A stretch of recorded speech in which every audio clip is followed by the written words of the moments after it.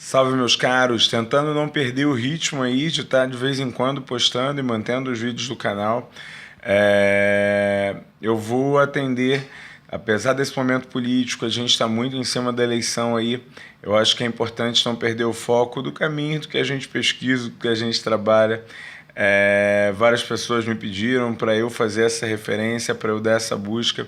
Então eu vou fazer. Muita gente está me perguntando assim: Rainha, você falou de tudo no canal, menos do que você pesquisa, do que você é especialista. Na verdade, já até falei, só que de um outro jeito. O que eu estudo, do que eu sou especialista? Eu sou medievalista, com muito orgulho. Eu estudo o Reino Visigodo. E o que é o Reino Visigodo?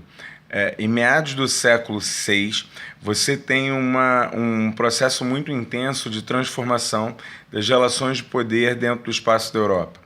Você tinha até o século V uma clareza muito grande de que, apesar de ter nunca um poder plenamente centralizado, apesar de todos os discursos e toda a posição que os intelectuais romanos faziam, a ideia de Império Romano não representava uma centralidade inquestionável.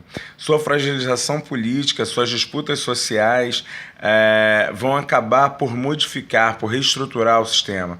Eu não trabalho, eu fujo bastante da ideia de crise, da ideia de queda do Império Romano. Trabalho muito mais com a ideia da transformação de uma série de processos políticos, sociais, econômicos, da onde a leitura de uma centralidade do poder, o discurso de uma centralidade de poder, perde espaço em relação ao papel de poderes mais fragmentados, reorientados, redinamizados.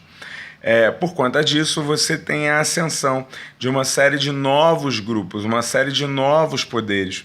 E entre esses novos grupos, a gente destaca os visigodos. Os visigodos eram grupos muito romanizados, fortemente influenciados por essa relação, mas, ao mesmo tempo, por conta também da negação dos próprios processos identitários, eles se reconheciam como um grupo diverso dessa estrutura romana.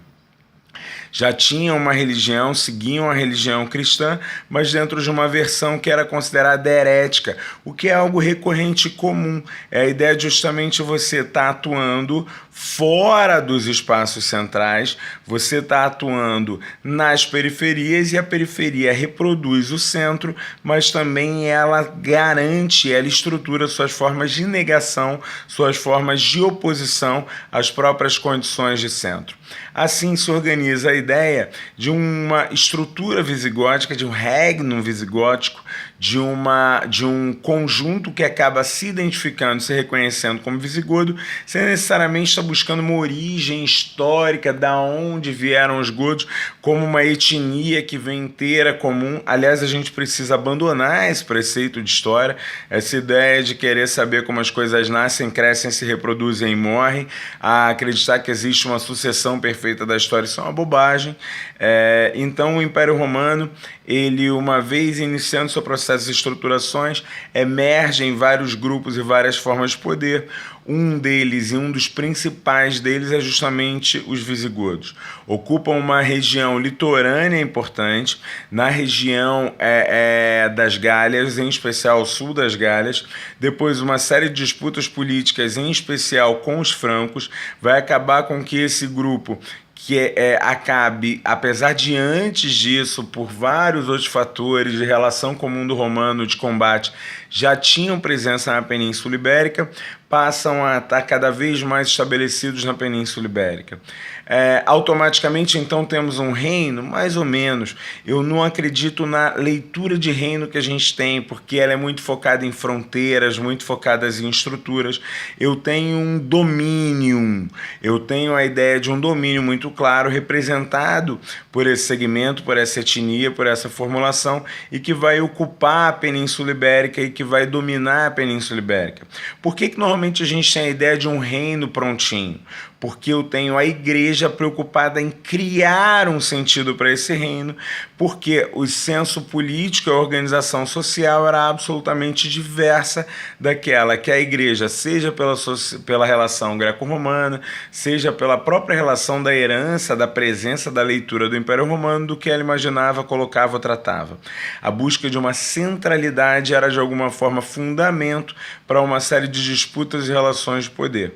Dentro disso, por conta disso, você tem justamente essa forma diferente de administração sendo apresentada pela igreja como uma tentativa de uma sucessão, de uma continuidade de um poderio local às características do império.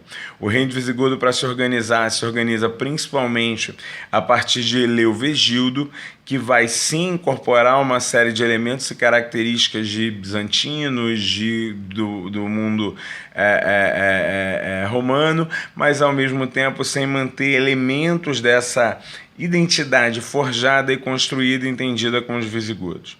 Os visigodos vão estar passando por uma série de disputas políticas, mas se consolidando no território ao longo do século VI. Essa consolidação e essa forma de busca de normalização, de legitimação de estrutura é fortemente marcada justamente a partir do momento em que eles se convertem, aí sim, a religião da maioria da população local, que seria esse cristianismo que a gente pode chamar de niceno, apesar que grupos locais muitas vezes adotam a terminologia católica, mas nada relacionado à nossa ideia de católico apostólico romano, mas sim a ideia da construção de uma formação universal. O que eu estudo ao longo do século VII, na primeira metade do século VII, esse fenômeno de legitimidade, organização e disputa política.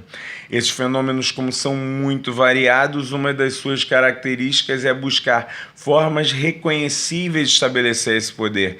E, nesse sentido, a educação passa a ser um elemento primordial. Por quê? Porque ela bebe em heranças romanas, bebe em heranças greco-romanas, e é um discurso que é fortemente reconhecido. A pregação ganha esses aspectos, a relação com a monarquia ganha esses aspectos, e eu busco entender como isso funciona. Dando um pequeno salto, entre 711 e 715, muitas vezes é afirmado que o reino visigodo some, desaparece por conta da invasão dos árabes. Vamos falar depois mais sobre isso. Eu tenho que relativizar essa ideia de uma invasão dos árabes. Adoro os arqueólogos que dizem que não tem fundamento nenhum para poder fazer essa afirmação desse domínio todo. Muito pelo contrário, a proximidade das relações entre o que a gente chama de Península Ibérica, o que a gente chama de Maghreb, são muito mais marcantes do que talvez uma grande diferença de um islamismo, mas isso eu trabalho um pouco depois. O que você tem é essa estruturação, esse reconhecimento com a ideia de um reino visigodo, ela é suprimida, os poderes locais se mantêm ainda durante certo tempo e são lenta e continuamente modificados a partir, sim, aí da influência, da dominação e da organização que o mundo muçulmano vai estabelecer na Península Ibérica. Beleza? Tá aí, mais um videozinho pro canal, esse falando de visigodos. Um abraço.